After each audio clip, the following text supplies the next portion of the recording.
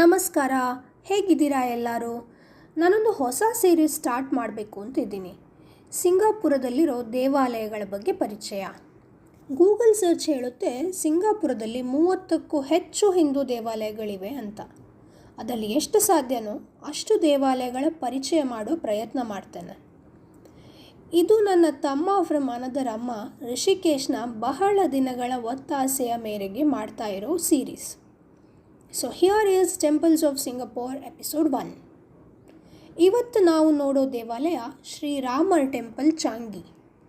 ಇದು ಸಿಂಗಾಪುರಿನ ತುಂಬ ಹಳೆಯ ಹಿಂದೂ ದೇವಾಲಯಗಳಲ್ಲಿ ಒಂದಾಗಿದೆ.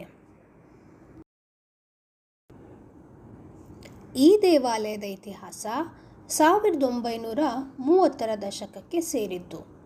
ಆ ಸಮಯದಲ್ಲಿ ಚಾಂಗಿಯಲ್ಲಿದ್ದ ಬಂದರು ಕಾರ್ಮಿಕರು ಮತ್ತು ಹತ್ತಿರದ ಹಳ್ಳಿಯ ಜನರು ರಾಮ, ಶಿವ, ಗಣಪತಿ ಮತ್ತು ಹನುಮಂತ ದೇವರ ಪೂಜೆ ಮಾಡುತ್ತಿದ್ದ ಒಂದು ಸಣ್ಣ ಪವಿತ್ರ ಸನ್ನಿಧಿ ಇದಾಗಿತ್ತು.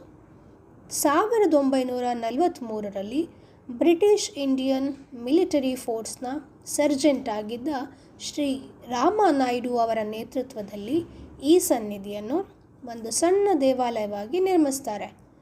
ಆಮೇಲೆ ಇದು ಸ್ಥಳೀಯ ಜನರಿಗೆ ಪ್ರಮುಖ ಪೂಜಾ ಸ್ಥಳವಾಗಿ ಮಾರ್ಪಟ್ಟಿತು.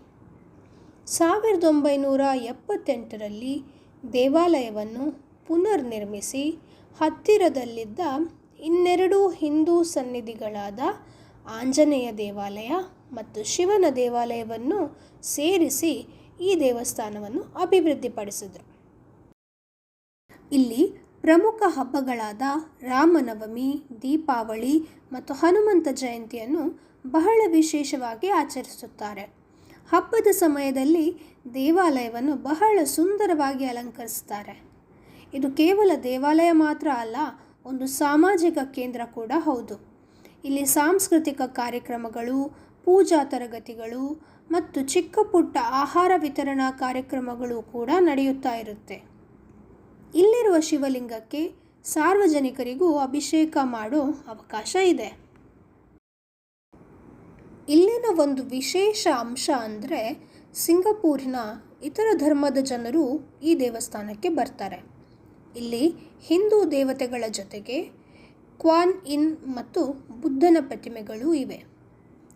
So this is the beautiful Shri Ramar temple, a true blend of faith and harmony right here in Changi Village, Singapore.